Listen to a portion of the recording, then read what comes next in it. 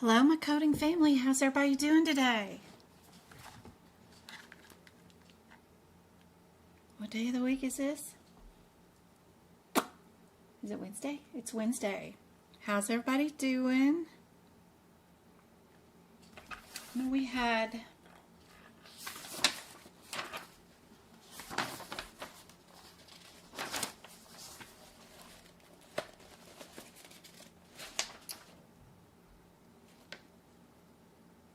Sandy is going to take their exam in 2 days.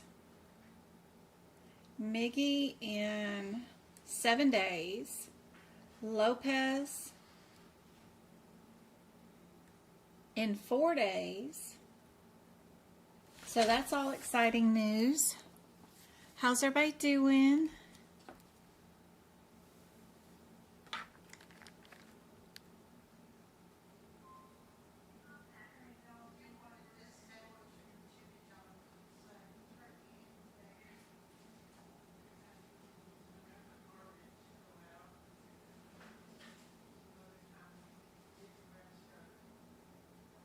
Yes, please take the garbage out, Jay. It ain't smelling too good. Got to get the garbage out. I got one kid home to help me out with some of the chores. Let's see. Happy hump day. How's it going? Miss Shauna, did you find your link to the workshop for Sunday? Were you able to get in? Hey, Go-Kart. Hey, Mabel. Thank you, Go-Kart.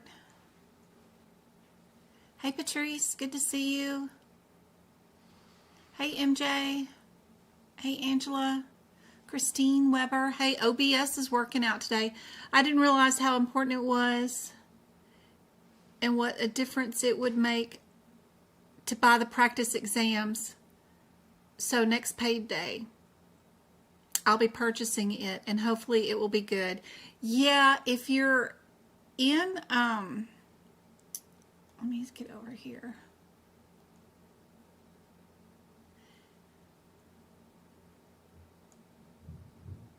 Add window capture.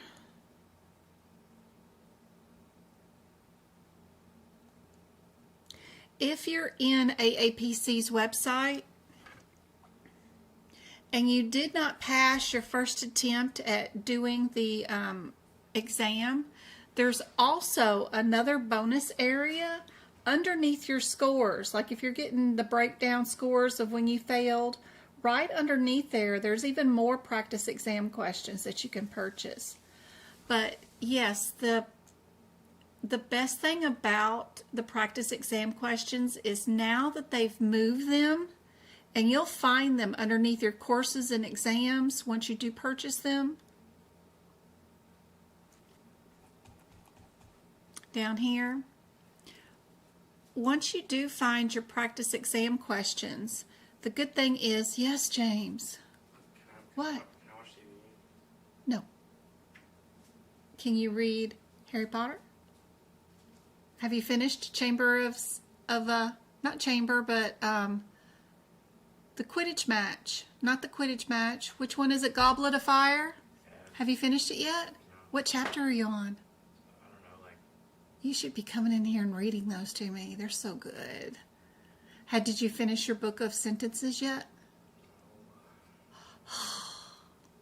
You shouldn't have too many pages left of those. And the Goblet of Fire? Aww. When you do start those practice exam questions, they're going to throw you into the actual real testing site.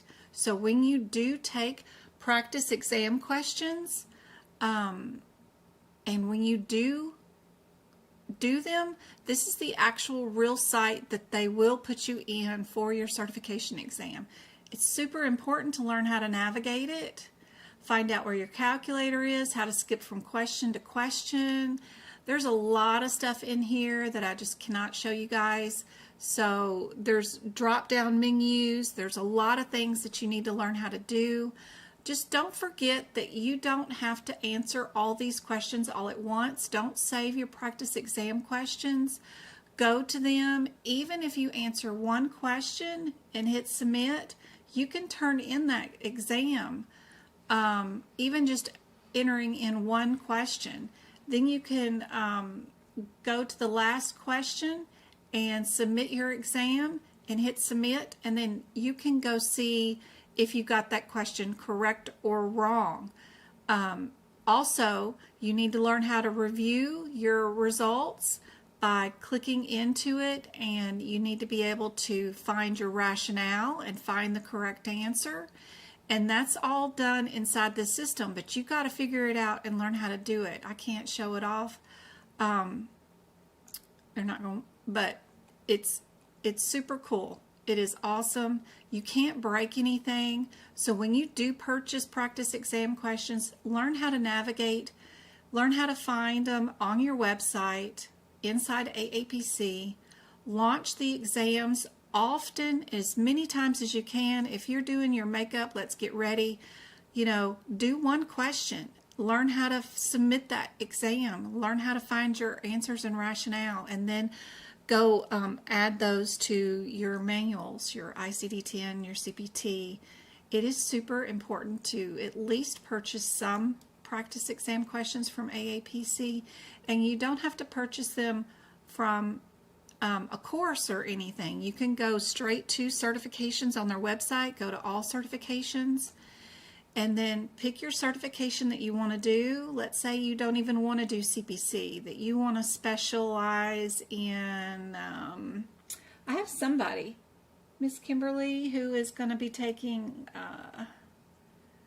she's doing tutoring with me tomorrow, and she's going to be taking the Certified Gastrology Coder certification exam.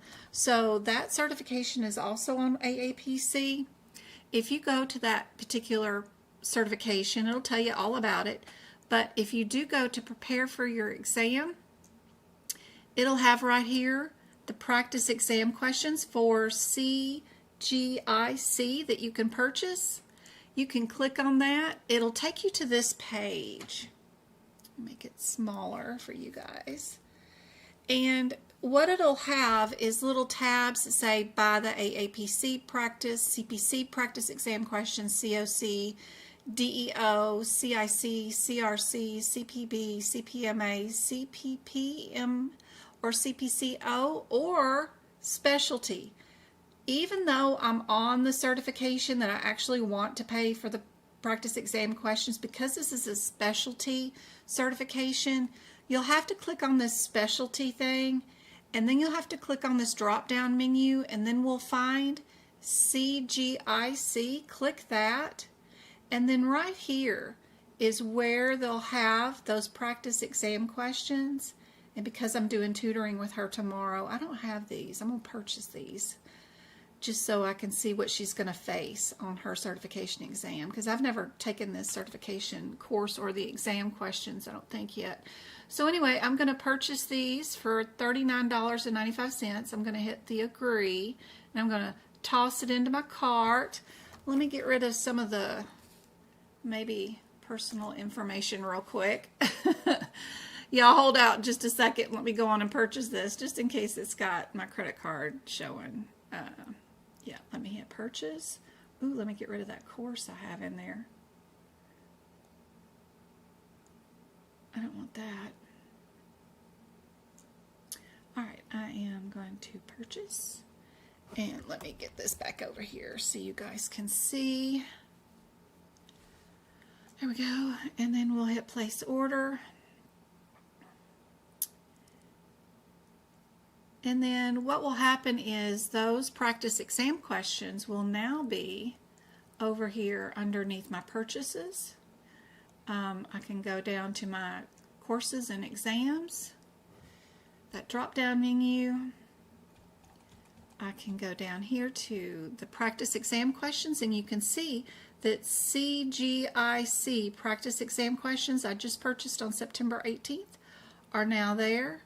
And I can click into them, and then now I can launch the practice exam questions, and as soon as it tests my system, it'll throw me into those practice exam questions. And the great thing is that yes, they are in the same exact testing internet page that you will be in. Even if you take the exam remotely from home, it'll be in the same environment. Or if you take them at a testing center and use somebody else's computer, this is still what you're going to log on to, is this Scorpion, whatever this is up at the very top. This is where your certification exam is going to be located if you're taking AAPC certification exam. And it'll be in this test environment. So when you hit proceed, you do get a list of how many questions you have. So this particular certification has nothing but cases. They're all medical records. One medical record might have 4 questions in it each. Some of them might have 2 or 3, just depends. When we get into this testing environment, you'll need to be able to figure out where the chart is, how to look at it, because it'll be an electronic version, and then where is your multiple choice question, how to answer it, and how to move on. And what if I don't know the answer to the first set of questions, and I want to flag that question, and I want to come back to it later? How do I skip to other questions? All that stuff that you can do in this site. If by chance I need NCCI edits or anything from CMS, all that documentation will be loaded into the practice exam question, but you need to be able to navigate and figure out how to find it. So playing around in their practice exam question area, now that they've moved them into the actual testing site, is wonderful. Great resource and really worth your time to figure out how to do this. You guys know that if you have a hard time or need to find a way to make money and be able to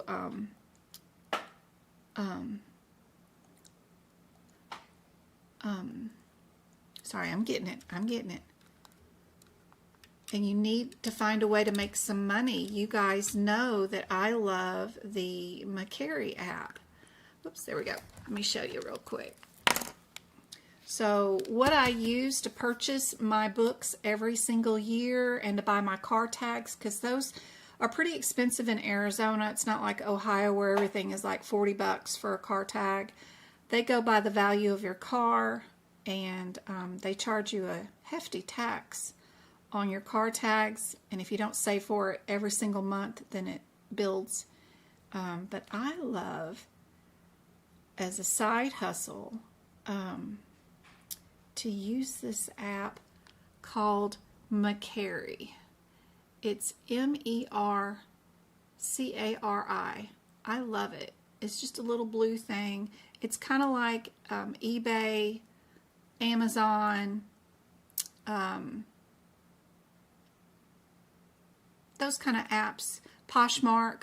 But the cool thing about McCary is there's no 30-day returns, no 60-day returns, no returns for anything. It's you either like the item or not. They have 3 days to decide whether they like it or hate it, and then you get your deposit straight into your checking account. See, there's my income that I've made on that site right there. Even my kids have their own McCary page. My store is called Fruity Pebbles, in case you guys are ever looking around for me. But I don't have anything up for sale right now. I need to start activating these because this is where I get my Christmas money too. But anything that you have, like the kids' old used clothes, anything like that, it's free to post anything up for sale. It's free for the seller. There's no seller fees, and the customer pays for shipping. So you can post up as much stuff as you want for sale without ever putting in a credit card number or anything, and then they just direct deposit into your checking account. I like to do treasure hunts where I go to Walmart after holidays, like this was for, these socks were for Valentine's Day last year, and I'll go to them the day after the holiday and go raid their shelves, and they usually have these for like 25 cents each. So I got 4 bundles of socks for $1, and then I'll put them up for sale with free shipping for $17. So I ended up with 12 pairs of socks, 4 bundles for $1, but I'll have to pay like $7 for shipping. But that $9 that I make off of this, because I only paid $1 for all of them, is great for me. And then they just direct deposit straight into your checking account. Yes, they need to know your social. Yes, they need to know your routing and your checking account number. But I've been on there for 4 years now and never had any issue. And I've only had one person want to return something, and she ended up saying that the item got damaged in shipping. So she filed a claim for UPS to pay her back for the item, and she got that $50, but she also got McCary to give her back the money that she paid for the item, but they also paid me for the item. So even if you get a disgruntled person, McCary the first 2 or 3 times is still going to let you get paid for the item, and they're also going to let the customer have their money back, because you know, they know things are happening. Now, if it happens more than probably 3 times, then they'll start deducting money from you. But that won't happen if it's going on within the first 3 days anyway, because they don't ever take any money out of your checking account. They only just deposit. So once the customer's happy, the money just goes straight to your checking account. They never go in like PayPal and take it out later. If there's a 30-day return or something like that, they never do that. They only deposit. But anyway, this is a site that I use all the time. All the old Christmas presents that you have that you never used, body lotions, used kid clothes, even if it's socks with holes in them, take pictures of them, say it's socks with holes in them. Crafters love it. My kids have a corn snake and all the sheddings from the corn snake. People love that for making earrings and stuff. The skin of a snake, I don't know. But all that stuff sells. Toilet paper rolls, paper towel rolls. Teachers love those. They'll buy them in bulk from you. They pay for shipping. They pay for the seller fees. They pay for everything here. You don't have to pay for anything. And you just get deposits. So I've always loved McCary. So anyway, if you need money to buy your practice exam questions, go look through your closet. If there's something in there that you haven't seen or looked at, or learn how to go on scavenger hunts like I do after the holidays and find items that are cheaper for a penny or something like that, then you can do that too. This was also right after Halloween. Don't forget about the hair bow section, because sometimes, especially at Walmart, they have all these little hair bow things, and it doesn't look like it would be Halloween because it's Elsa, but it did, and it got discounted to where they were like 10 cents each. So anyway, a whole bundle of those. People would love that kind of stuff, you know. So anyway, Walmart has tons of Facebook groups that you can join, and when you do find something that went on clearance unexpectedly, people will post it in there. So it's super cool. I love McCary. So use it. Promise there's nothing nefarious there, and I don't get any, you know, if I get people to join McCary, I don't make any money out of that. So I'm not affiliated with them at all. I just honestly do use them. I use them for Christmas, card tags, and annual books and memberships, because the books alone are what, $250, and then our annual membership is $200, and then car tags are $200. It's like, ugh, it all adds up. Anyway, that's what I do, guys.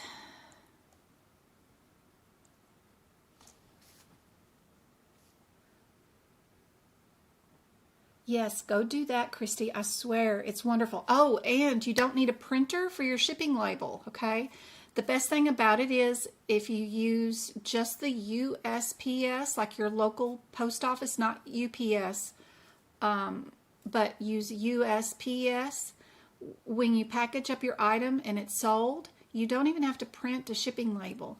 You just take your cell phone to the USPS store and stand in line with your little item, and then you show them the barcode. They'll print the label and stick it to your package. And I reuse all my old shipping late packages from Amazon. You know, those little envelope thingies that you rip into? Yeah, I just use those and some tape. So that's all you need is some leftover Amazon packages. Little bags, those little baggy things, but don't purchase anything. You just need a roll of tape to tape up the end. But you don't even need a printer for your shipping labels. The little barcode they'll print out for you. You just have to stand in line at your local post office. But my post office is pretty rural. There's nobody ever in there, so I don't ever have any problems. I just got to remember when their lunchtime is, so I don't go in there during lunchtime. And some post offices have a kiosk that you can use, and you don't have to wait for the person, but mine doesn't. Anyway, love McCary. It's great. And I promise, if it's holy underwear and it's used, they don't care as long as you describe it, tell them it's holy so that they can use it for crafting supplies.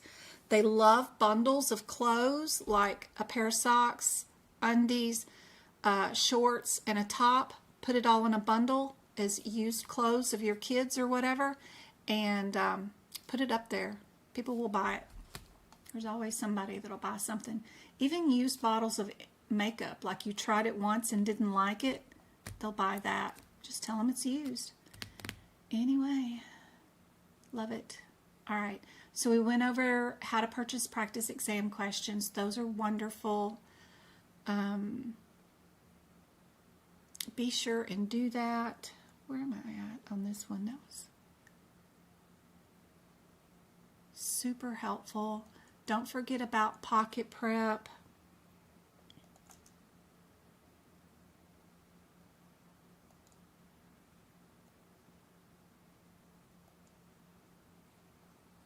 Bring up my practice exam questions for today.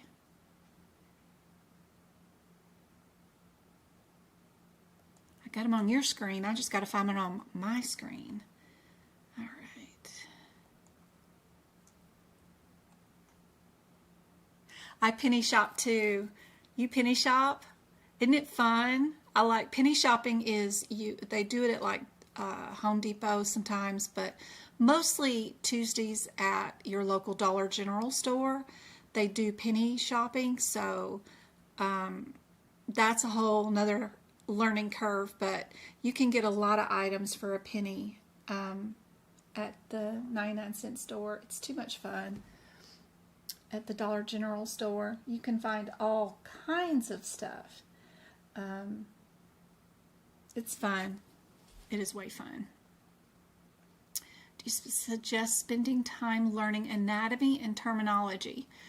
The ones that I go over in my workshops or during my live lessons are basically all the terminology that you need, but where you go to find the answers during the exam, if you're taking an AAPC certification, I know where they get their exam questions from. It's inside their ICD-10 book. I don't know if any other ICD-10 books have this thing, but inside the AAPC's ICD-10 book has all the anatomy you could ever need in it. So right before you code a section, like the nervous section, anything that starts out with the GO4, they're going to give you the guideline, but they're also going to give you all the anatomy you could ever need from a cellular level. Then they'll build up the organ, tell you all about all of its body parts, and then they're going to tell you about the common diseases of it. And this is where they get all their information. Any of their exam questions that are anatomy related, they're going to be in your ICD-10 book, and there'll be something that they drew in or added for you. another popular area that they use all the time is the female and male anatomy parts right here. I don't know if any of the other ICD-10 books have it. A lot of them just have the anatomy pictures, but they don't have all this information. I do have ICD-10 notes for you if you guys wanted ICD-10 prep notes, but this one has the anatomy and all the diagnosis codes in sequence on how you're supposed to do them. But they love listing out all the body parts. So like if something has a bunch of items, like the small intestines consist of what? The large intestines consist of what? The female reproductive system consists of what, right? You need to know all the little different body parts that go with it, like the uterine tubes, the uterus, the external, some of this stuff I'm not sure if I can say, the ovaries, gonads, other organs, which ones are for reproduction, which ones are for other things. They love to pick on stuff like that.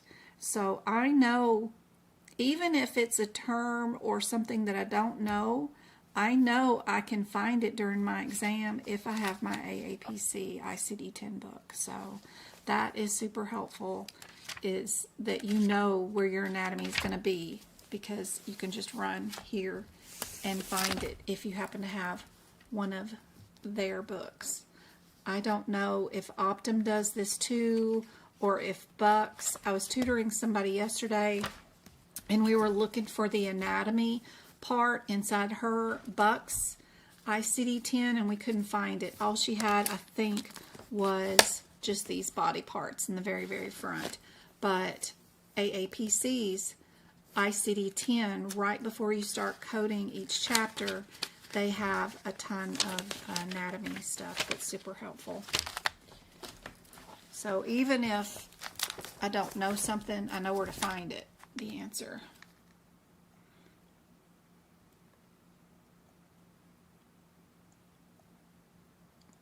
But most of my lives and stuff, I let you guys know what you need.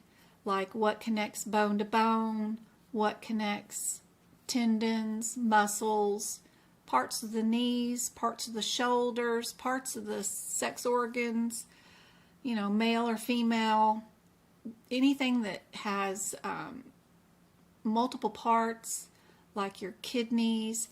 How do they function with the urethra to the ureter? Do you know the differences, especially since they both start out with the U's? Those kind of parts are what they're always usually asking about. I need to start taking notes in my book, but I can't decide what to put and what not.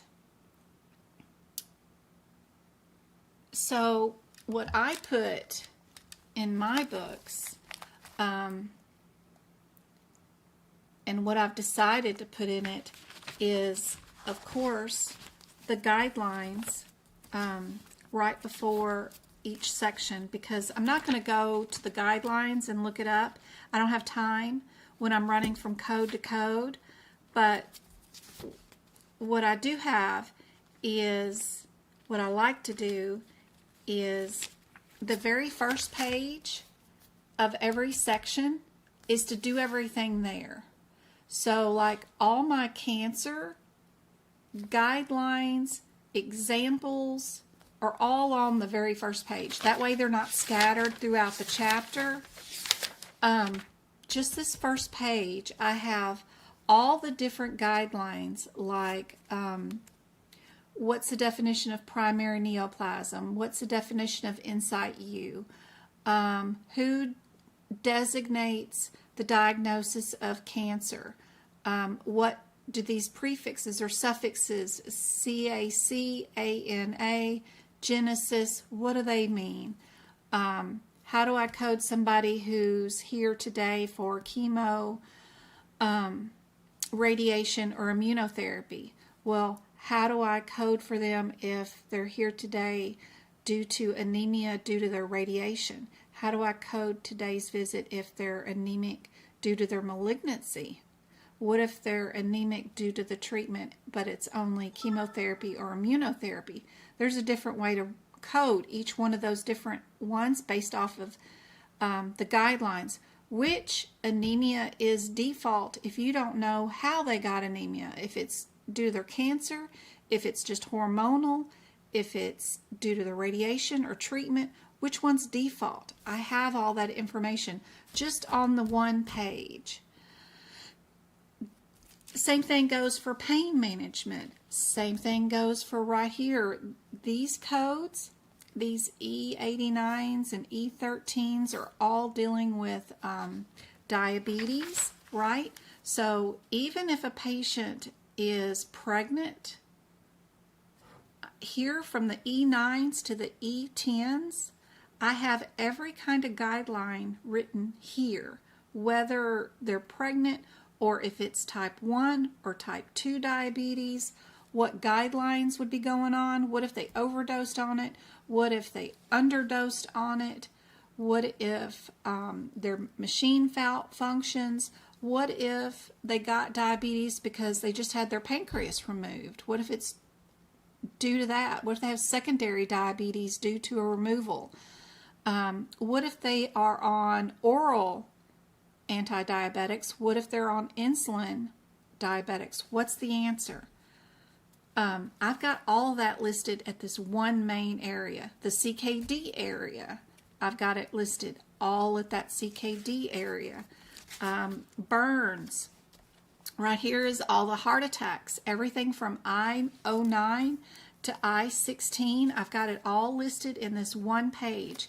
How do you code for NSTEMI, STEMI? What if they have AMI? What is the causal relationship between hypertension, heart disease, and kidneys? How do you code if they have hypertension due to diagnostic failure? What if it's systolic? What if they have a patient who's on stage 3 kidney disease? What if they're stage 4? What if they have respiratory failure due to congestive heart failure? Everything to do with the heart is right here between I9 and I15, all in one area. Every one of my guidelines, everything, all in one location so that I don't have to go look for it. Anything to do with injuries, OB and delivery, you guys already saw all my OB is written here too, including the diabetes OB. I have it written here. What if they have HIV in pregnancy? What if they have a good outcome, a miscarriage? What if they got sepsis due to pregnancy or tubal, whatever? I even have the listing of how many weeks is each trimester. Everything's listed on this one page. That way I can find it. That way I'm not running from the back to the front, because sometimes your question is just about a guideline, not about a particular code. So that's what I do for the ICD-10 pages. I do have on my website a page underneath the resources tab that shows you how I make my notes, and it does your hip picks, CPT, and ICD-10. I've got like 12 pictures there that show you how to make your own notes, where to put them, and you just got to follow the directions there. I also have some videos that will show you how to make your notes too. Let's see, if we go to window capture. Yep, we're going to go there. That's my website, Medical Coding by Jen. Just go to the resources tab. You go to the CPT book prep page. There's a video page right there where you can watch me do the digestive system, everything from the anatomy to the CPT codes. And then underneath that resource tab again is the CPT book prep page. You just follow the directions on each one of those pictures. I also have the anatomy, how to do that, and how to do your ICD-10 notes. But That's all free for you guys. Don't forget to go to the shared gallery. It's got free information. The blogs will tell you how to code pain, spinal injections, eyes, all kinds of stuff inside the blog are free. There's a free practice question area too on my website. There's a lot of cool stuff there. And don't forget to go to the social media links and then click on the Discord group right there where it says join now, and you can be tossed into our Discord study group where we've got tons of free information, 2 years worth of information and conversations over everything under the sun stored on our Discord study group, and it's totally free for you guys, so be sure to do that. And don't forget to use our Pocket Prep link if you want access to those 750 practice exam questions with page numbers where answers are located. And if you guys want to switch to Mint Mobile like I did, I went from Verizon to Mint. I'm only paying $15 a month for unlimited for 2 lines, $30 a month for us, and we were at $247 for 2 lines. With unlimited plan, international, you know, Mexico, whatever. But we have the same thing now, and I have better service now, actually. So anyway, love it. Love Mint Mobile. That's been such a blessing. And I was loyal to Verizon for over a decade. It just got too much, too expensive. Anyway, don't be afraid of the website. Click on things, see what's available for you, and lots of free resources here.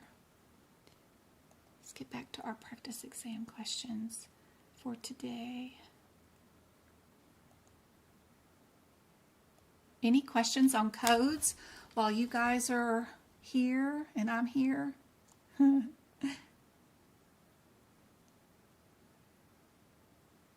Where can I buy those notes? You can buy them right there at my website in my shop.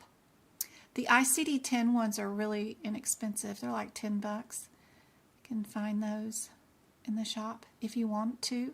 But you can go to the resource tab and it shows you how to make your own notes by yourself. If you want to do it yourself, you can do that. Plus you can watch a ton of my YouTube videos for that too. But if you are in a time crunch and you just need to copy my notes and get them prepped for exam, they're there too. There are some pages and things I do recommend that you study in the Optum book that you don't have.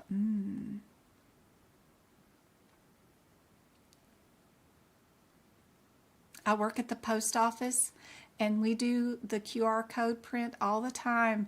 Awesome, Preet. Bless your heart. That has got to be a rough job working at the post office, but great federal benefits. So be sure and max out your benefits there.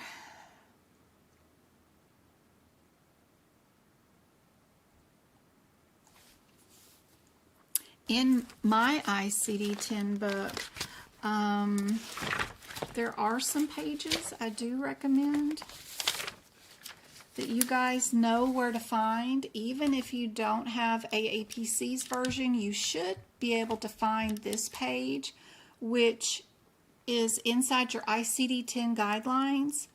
And I put a little sticky tab at the very top of my book because I don't want tabs on the side because you're running from code to code and you don't need those side tabs in your way.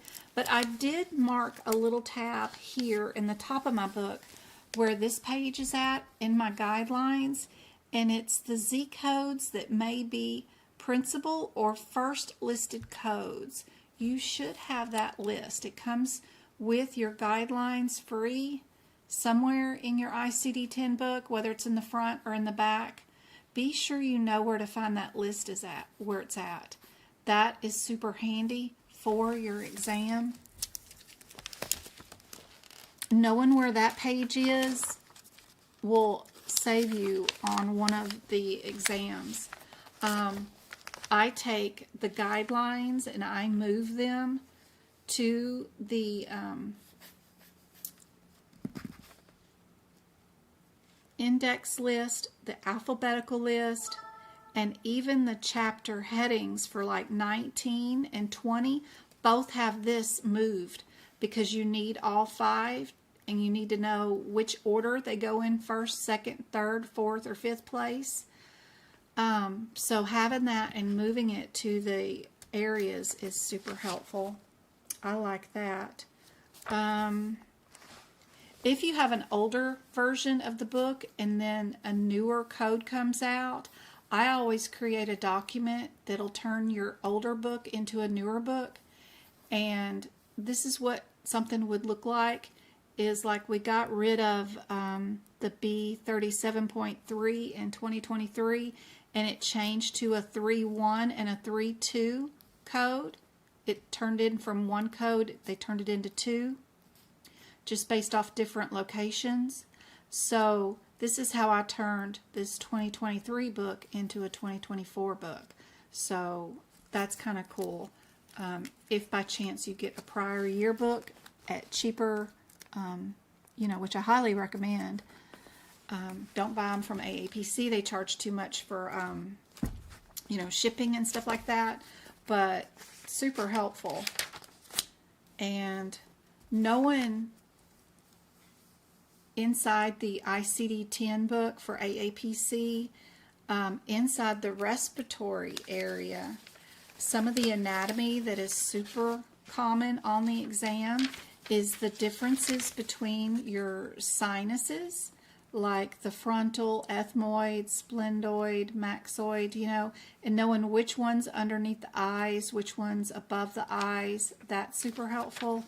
And then the gene that's responsible for cystic fibrosis or other common pathologies is super helpful too. So in your ICD-10 book, that's the common areas that are notable for sure. Common areas in your CPT book that you definitely need to know where they're located for your exam. This list that's inside your E&M section that lists all of the items that you can bill with critical care services. If you're in the 2024 AMA CPT book, I'm on page 46, and this list of services that start out with vascular access and ends with lumbar puncture, knowing where that list is at during your exam is helpful because they have the CPT codes listed beside them, and you don't have to run to the back of the book looking up individual codes, especially between your vascular access procedures, your endotracheal intubation, and other things. So knowing what you can code on top of these services in critical care is a good list to know where that page is at. And again, I just put a little tab at the top. That way I can find it, and I don't tab my book with anything else except for the pages that I want to know where things are located. So that's super helpful. Okay.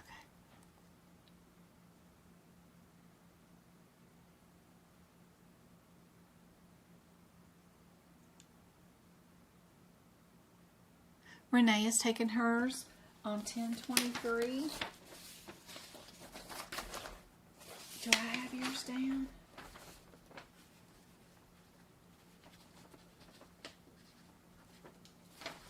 October is going to be a fun month. I do have some vacations set around my oldest birthday. We usually go somewhere in October.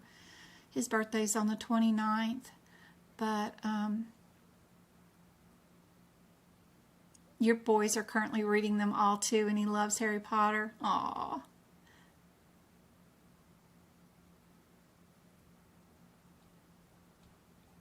Yeah, there are such good books. They are. Good read.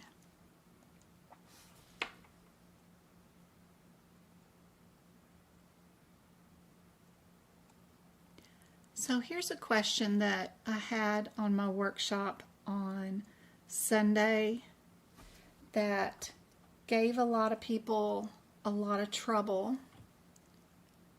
Make this bigger.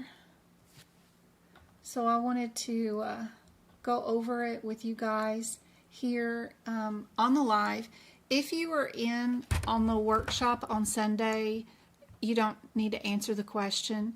But if you were not here on Sunday's workshop, then this is a great question for you guys to answer. No OMG, Miss V. You okay? Did you get the page number? They were out of stock at the time. I get the AAPC books from used vendors online. Jiggly Jello, thank you so much for the heart me. She's so awesome. Jiggly Jello 76 on TikTok. She is one of the people that streams audiobooks like Harry Potter and stuff, so I like listening to her at night when I'm doing lesson plans for you guys. If y'all haven't followed her, y'all follow her. Jin. Hey V, good to see you. No, I didn't, but it's okay. My screen froze. Hey Sam, do we or our employers pay for recertification after 2 years, or is that one-time thing passing? No, you do have to be you do have to be a member of AAPC, and you do have to pay your membership fees yearly, every other year, whenever. Depends on what kind of membership you buy. And it is something that most employers reimburse. It is something that you have to purchase. Most of them make you purchase it, and then you submit them a receipt that you paid for it, and then they'll reimburse you. Because if they pay for it on their end, then they have to issue the license out to you and then keep track of who they terminate and then terminate that certificate. And you don't want it tied to an employer. You want it tied to you. Lots of employers do that, absolutely. But they do know that you usually have to pay for it in advance. So that's why I love my McCary. There's something that's always coming up. I'm usually trying to find something to sell. I mean, people buy rocks. Seriously, if you can find flat rocks that are paintable or in a certain shape, like heart-shaped or unusual egg-shaped, people buy rocks you find off the ground because they're painters, and then they paint them, and then, you know, whatever. It's amazing what people will buy. They will buy anything. So you guys, I mean, I've gotten free stuff from vendors when I was at, like, you know, fairs, like Viagra pens. I mean, it doesn't have to be that notable, but, you know, ink pens, bookmarks, anything that you get and you have and you're not utilizing it, put it up for sale. I've seen people sell their junk drawer. It's just a full mess of whatever. And just put it in a box and ship it, you know, whatever. People will buy it. All right, guys.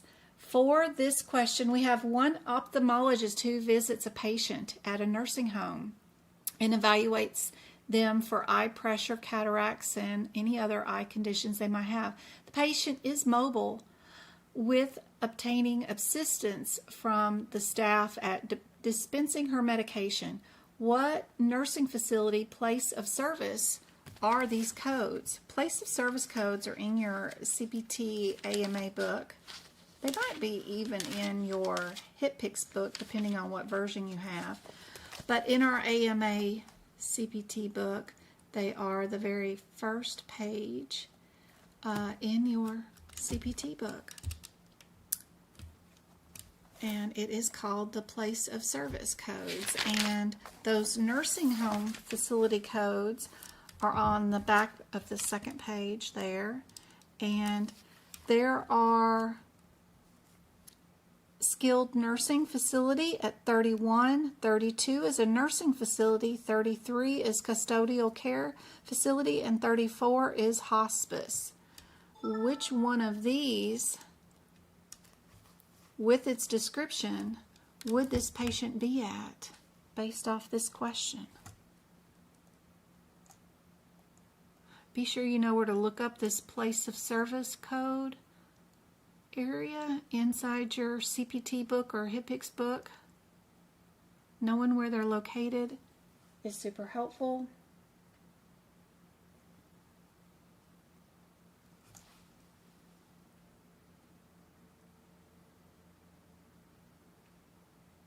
Anybody on TikTok want to put in the answer? What do you guys think is the answer? What about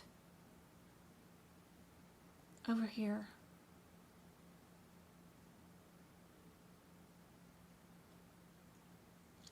On YouTube, I still don't see any correct answers.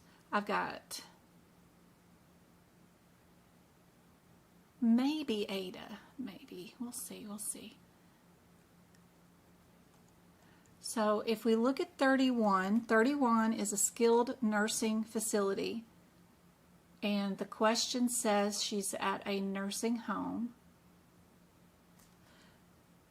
32 says nursing facility. 33 says custodial care facility, and 34 is a hospice. This patient is at a place that just dispenses her medication. Which one of these only dispenses medication?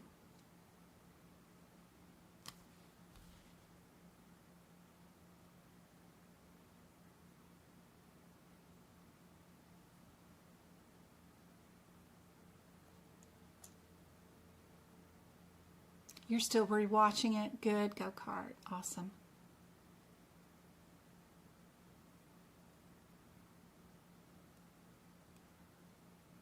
Y'all can turn off the volume on those workshops and just pause the screen as soon as a question comes up and try to do it yourself. This is definitely an area that everybody needs to know your differences of. So, skilled nursing facility, if you read the description, it says it's a facility that provides inpatient skilled nursing care. Do you need a skilled nurse to pass out medicines? It says that they are for patients that require medical, nursing, or rehabilitation services. Is passing out meds a skilled nursing facility thing? You did the homework too, Mabel? Oh yeah, there's a lot of homework on those workshops sometimes. A nursing facility is a facility that provides residents with skilled nursing care, related services to rehabilitation, disability, sick persons on a regular basis. And they care for other individuals with intellectual disabilities. That's our 32. Our 33 custodial care facility says that it provides room, board, and other personal assistant services, generally on a long-term basis, and which does not include a medical component. Hospice is a facility that in a patient's home where there's palliative care and support for the terminally ill and dying patients. Our patient is mobile, meaning she can take care of herself and go potty and all that stuff. She only needs somebody to organize and tell her when it's time to take her meds. That's all that she's getting.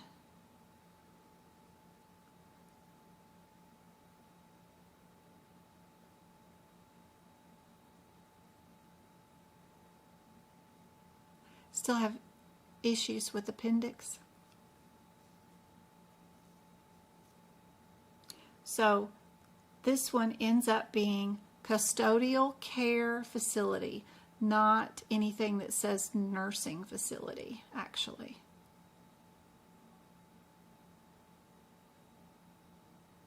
I do have a written out definitions of all of these, but the main thing to take away from this practice question is to go and put down next to 33, meds only.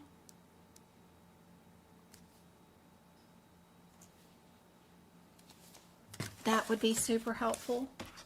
And I bet this is an area that is often on the exam, and a lot of people get this one question wrong. So if you're at the 68 or 69 general area of getting your questions right or wrong on your certification exam, knowing these differences will make a huge impact.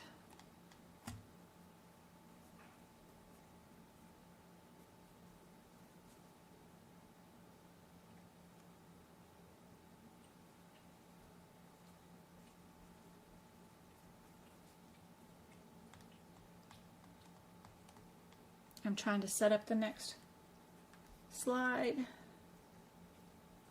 Let me know if you got any questions on this one.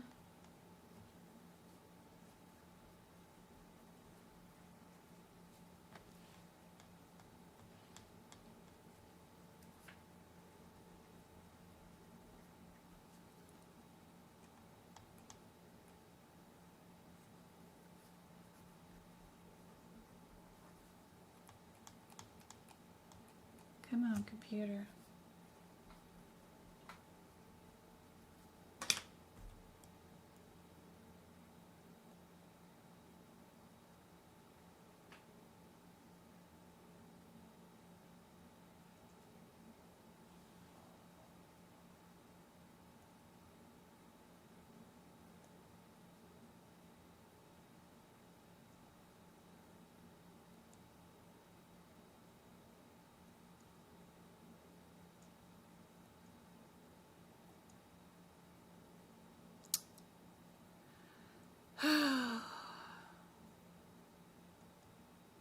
Here we go. Is that it?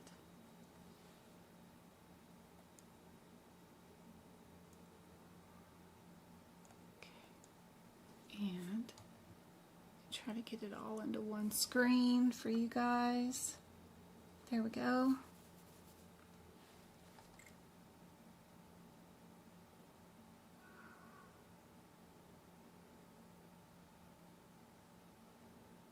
You had it right the first time?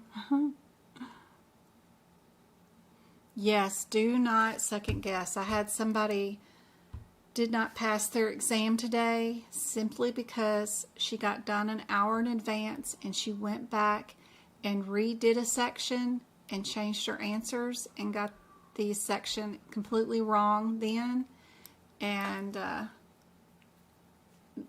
had her not pass. Do not second guess yourself.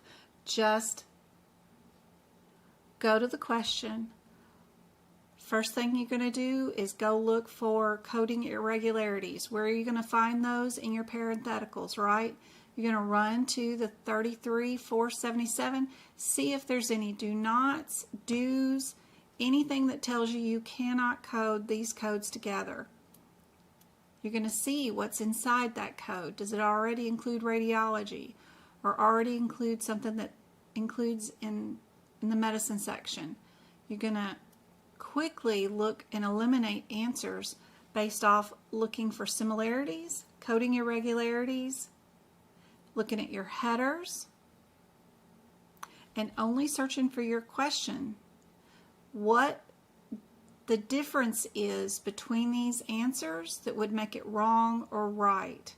You don't need to know who the patient is, what's going on with them, unless the code dictates you need to know who they are, like if it's an age issue.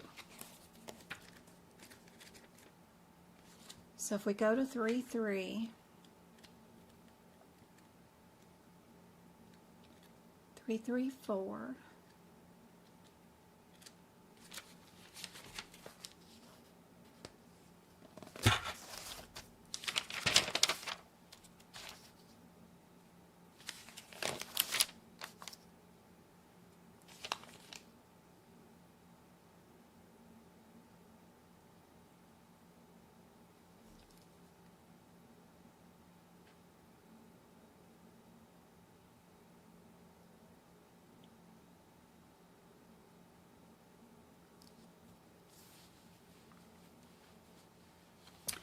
Is that what we did today?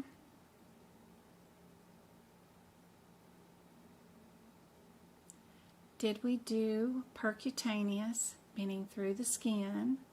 Yep.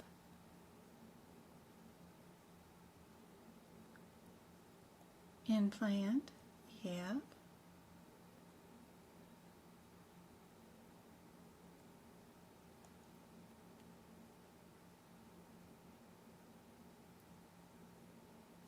Our 2-6 code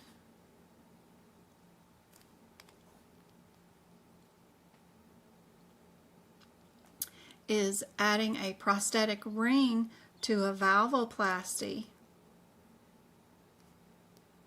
with a cardio bypass. Did we do that?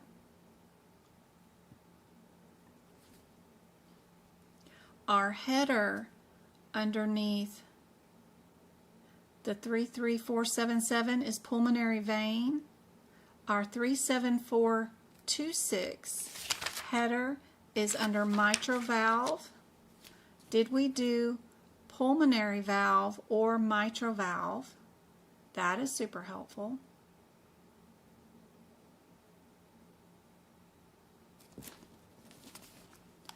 Our 929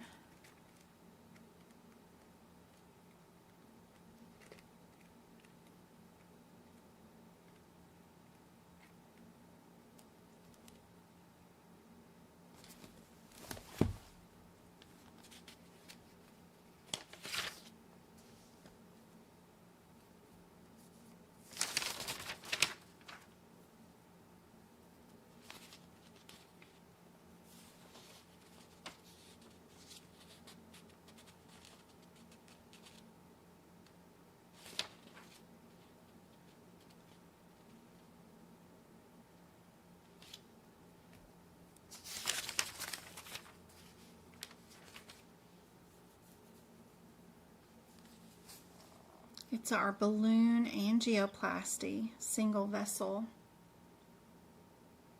Is that what we did today? What do you guys think is the answer?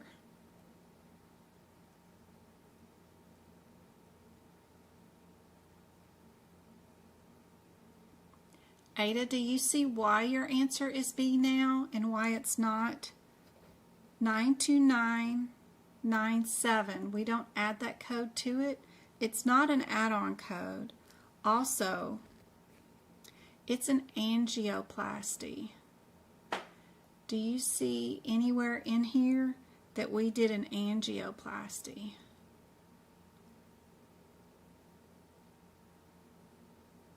All we did was do a percutaneous implantation, and that's all located in the one code. And you know, more oftentimes than not, if it's a difference, you guys, between one code or two, 99% of the time, it's always going to be just one code. They're just putting these codes together to see if you understand what's going on inside that one code descriptor. And all that's going on is a percutaneous implantation, and that's exactly what we did. We did not do an angio. And then this one is mitral valve, and this is a different valve. So it's two different valves if we did those. And we didn't do nothing like that. We only have one valve, not multi. Good, good, good, good. Perfect, Ada. Hey, MK, how's it going? Good to see you. These are some challenging cardiovascular ones you might like, MK.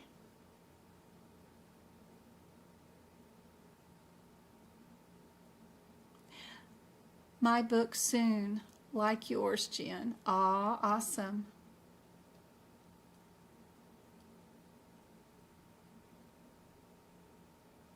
True or false? Code 36568 or 36569 can be reported with these two codes. 365.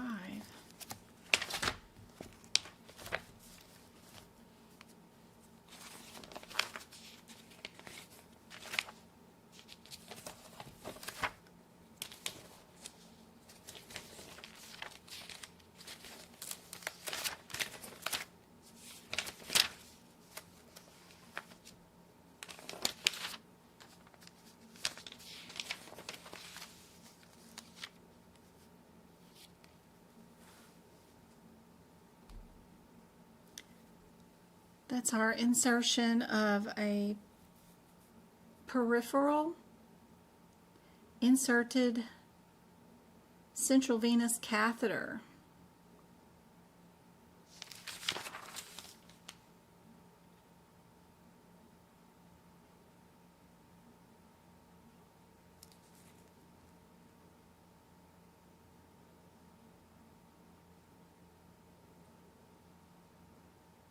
I've not ever paid much attention to this chart, but I bet it would be super helpful to learn how to use it. I need to practice with it and see how to use it. Where's my camera?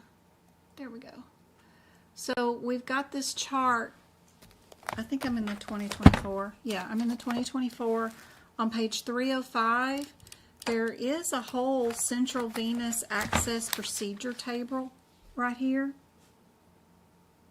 Not ever paid much attention to it, but all the tables in like the E&M section, in integumentary, other ones that I've taken the time to look at, EMG table, have all been pretty helpful. I bet learning how to do this would quicken your picking out the correct code if you have multiple answers. So the first thing to do is figure out, not for this question in front of us, but for a different question, if we had a catheter, did it have imaging or not? Or was it a device? And if it was a device, did it have a pump or a port? If it did, do we need to worry about a patient's age? Are they younger or older? And then it would tell you what the answer is. Just got to play around with it. If you're doing a removal, it's only going to be these codes down here at the bottom. And it just depends on whether your removal is central, tunneled, with a port or with a pump. And then you'd know which answer it was.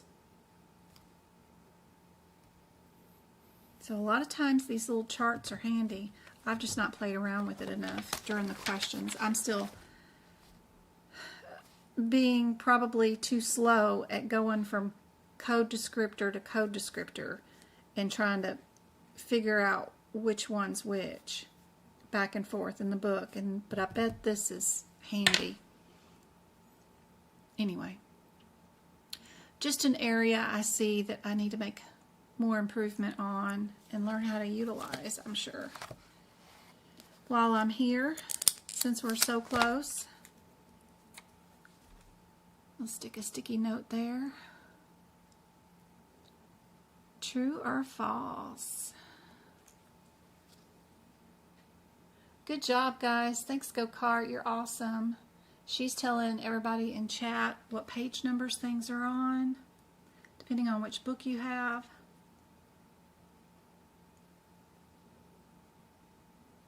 This one is false. Good job. Guidance is included, right?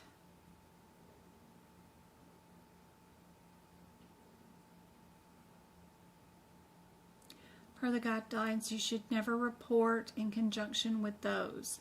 So if you don't have that information written next to those codes, they have a do not down at the bottom, but it's kind of low. It's kind of low, but it's not near the 68 code. It is near the 69.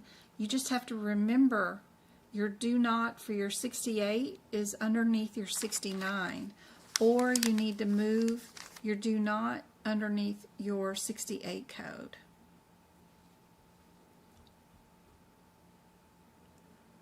All right, what procedure code should be used to report a Swan's catheter?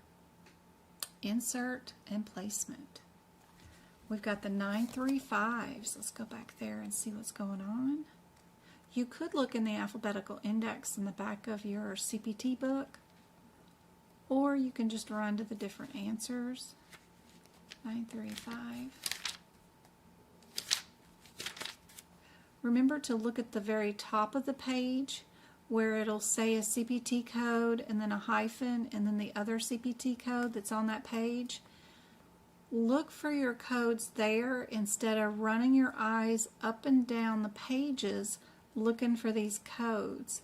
It's much faster to look there at the hyphen and figure out if your number is in between there or not than it is to open up your book and have your eyes skimming up and down these columns. Speed is the key during this exam, for sure. I went to 936, not 935. Oh, I can't talk and go to numbers at the same time. All right, 93503. What header is that under? Oof.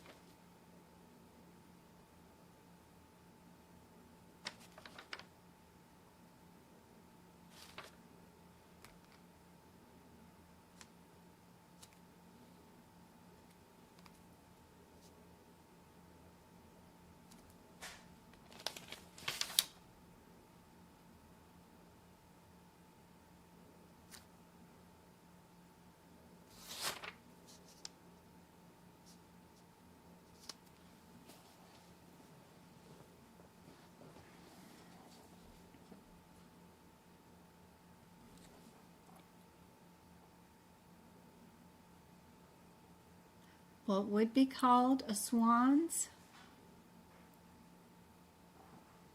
How do you know? Is it possible to flip pages for all questions? What do you mean, is it possible to flip pages for all questions? So what does the testing site look like or sound like? Do you hear everyone flipping pages? If you go to a testing center and have it and go into a room, yeah, you'll be in a room where air conditioner's running. Usually it's one table per person with a computer, and yeah, you'll hear people turning pages. You can also take the exam remote from home, and your book will be the only book heard. So you have the option to do both. Either way. I took my first attempt in person, and then I took my second attempt remote from home. But I've worked from home since 2013, so I do a lot better independent and alone than I do in a room full of people. In a room full of people, I'm more worried about them and if they have everything they need and what are they doing. It's hard for me to concentrate in a room full of people.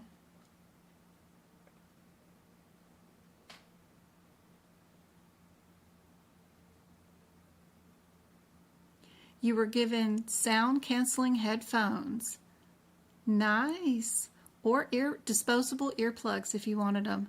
That's nice, Maggie. Cool.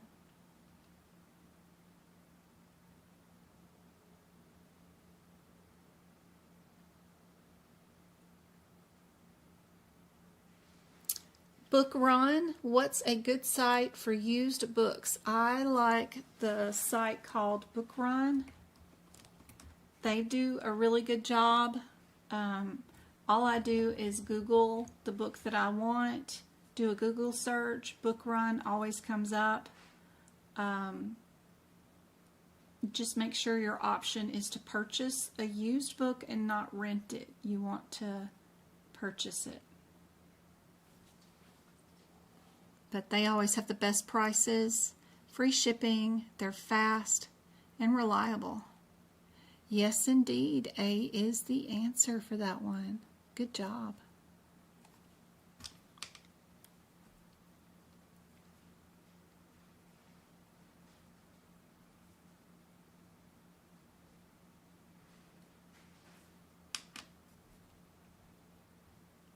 What about this one? Are we in the 7,000s? Are we in the 635 area?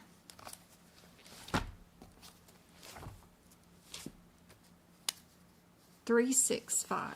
I don't know what I said, but I don't think I said that right. 365 area.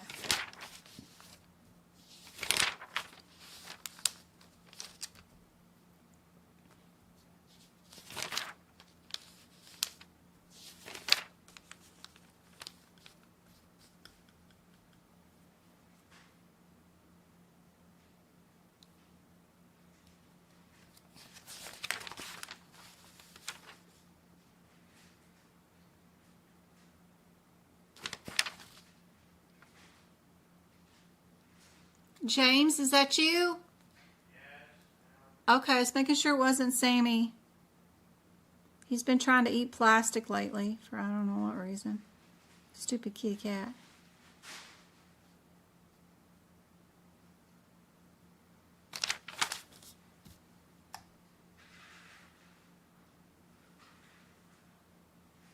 We're in the 3,000s. All right, are we a 6'8" or a 6'9"?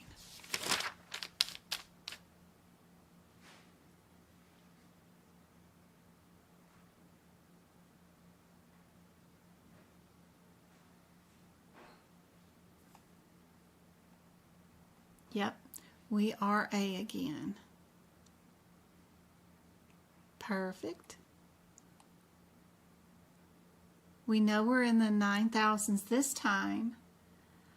Let's see, 9300. Go back there to that one.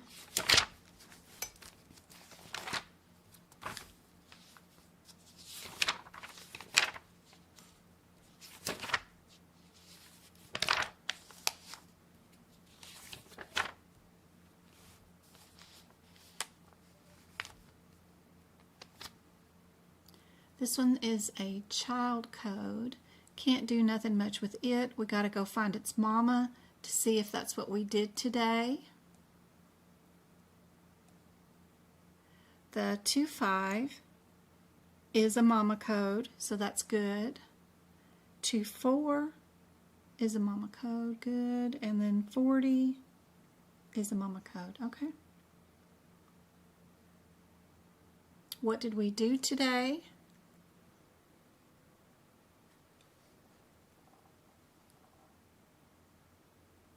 And which answer would be correct? Thank you guys for all the taps and likes and shares. I got 7,000 taps on TikTok. Got 12 people on there. How many have we got on YouTube?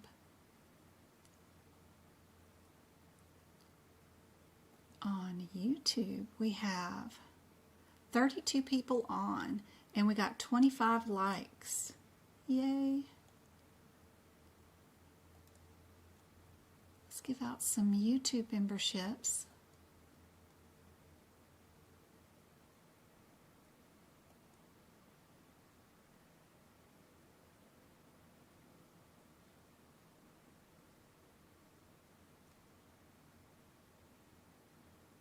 Cindy, Janet, Tasha, Taylor, and Natalie.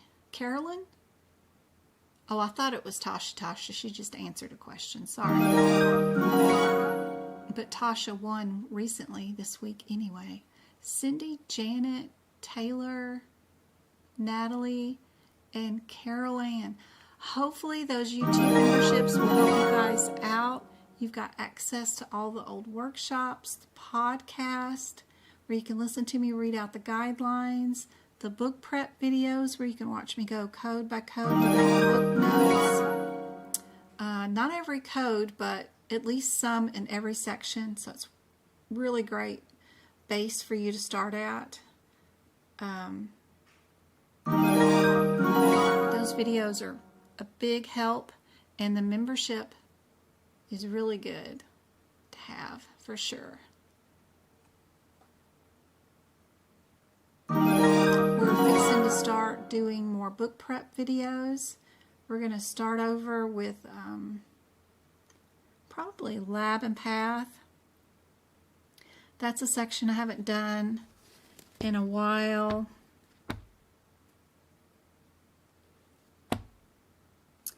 We're not going to have too many new codes. We are going to have some new E&M codes, a new little section of those.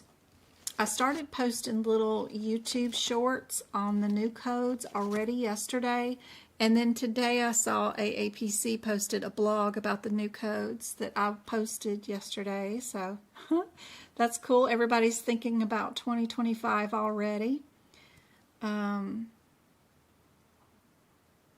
Medicine section is another one I haven't redone in a long time, but we haven't had very many new codes, just new COVID codes. But I know Lab and Path is always fun to do.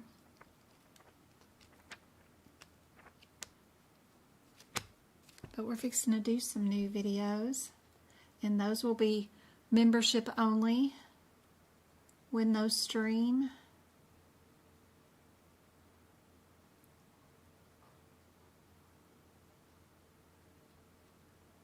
Where am I at? Which book?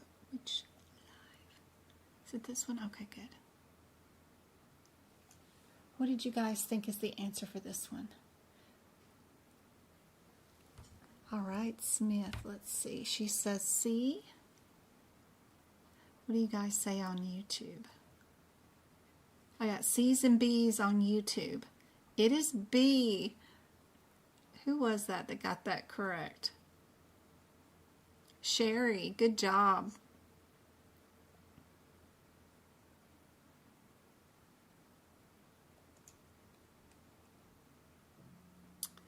Knowing that this is describing a microvolt T wave ventricular arrhythmias. You see how it's got that verbiage right there? That's all you needed to match up with the CPT code descriptor. Good job. Go Cart 2.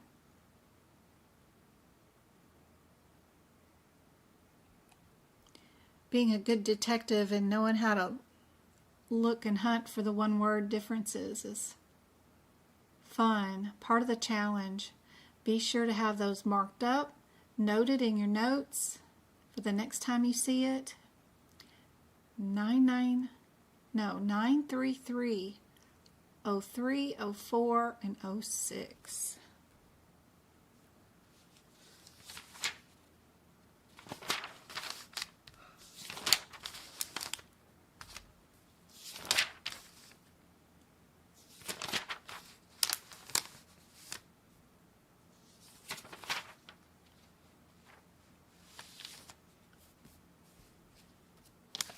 What header are these under? Electrocardiography.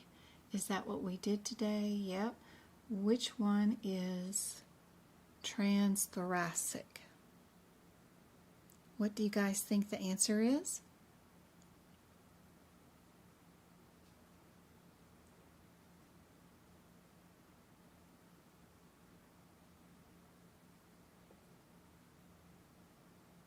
And did you remember to look for congenital? Because there might be a couple that are transthoracic, but only one specific code is for Somebody born with a particular condition. Good job. A is it. Good job. Diagnoses. Are we an I-10 or an I-27? That's your first battle. We have pulmonary hypertension. Is that I-10 or I-27? First figure that out, then only go to the other digits if it's needed.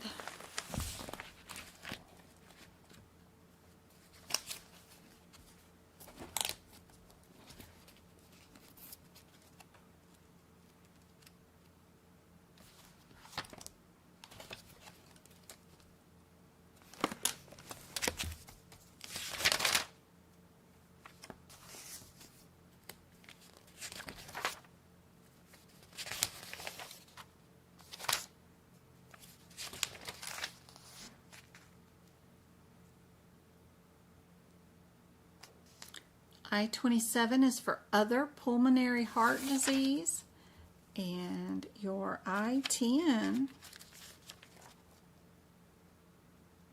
is for essential primary hypertension.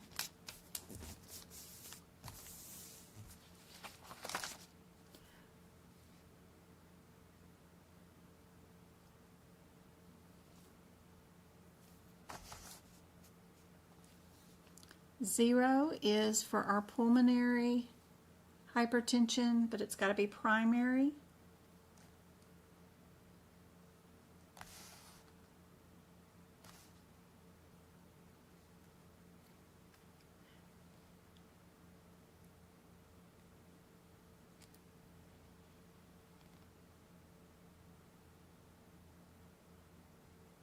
I-27.8 is for other pulmonary heart diseases. We're supposed to also code our I-50 with it.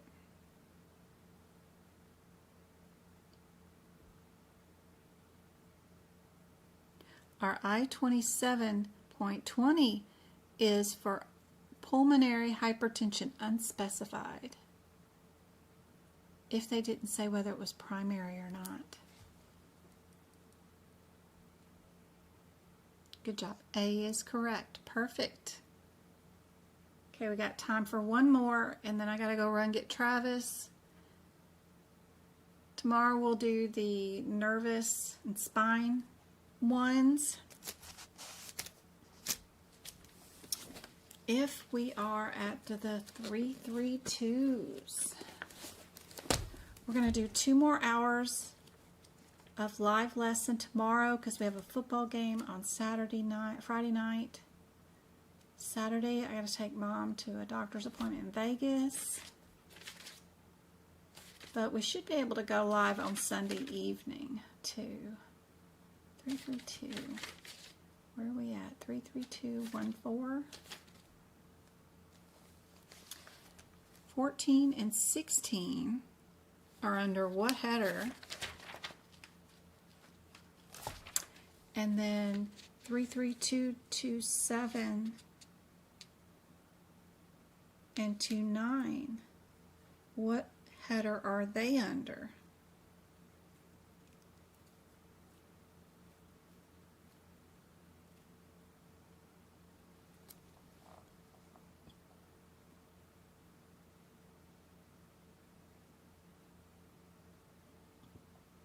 Hey Juanita, good to see you.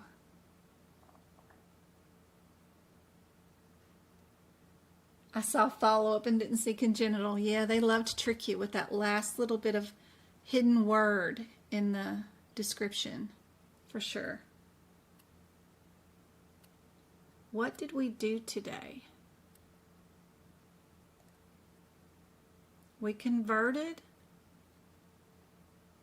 a single into a dual.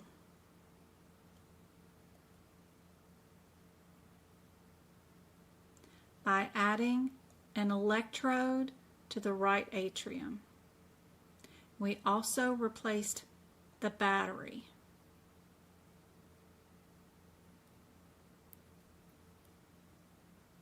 knowing your AKA terms for these and how to look up exactly just what you did and no more. Super helpful. There you go, Selena. Indeed, A is your answer. Good job, guys. Perfect. If you got all these correct, then wonderful. You're good. You're really golden in cardiovascular. Good job. I hope this was helpful. I gotta go run, get Travi from cheer practice. I will see you again tomorrow night, and we'll do 2 more hours. We're going to do some spinal injections tomorrow, so stick around for that, because that's a modifier nightmare right there. You're very welcome, guys. Y'all get some rest. Don't forget to hydrate. I love you guys. I'm very proud of you guys. Be sure and check out all the resources I've got for free on my website, and comment on any of my videos so that I know what you want to see. What do you need to see? What questions you've got. Those comments help me create material for you guys. You're very welcome. Good night, TikTok. I'll see you guys later. Thank you.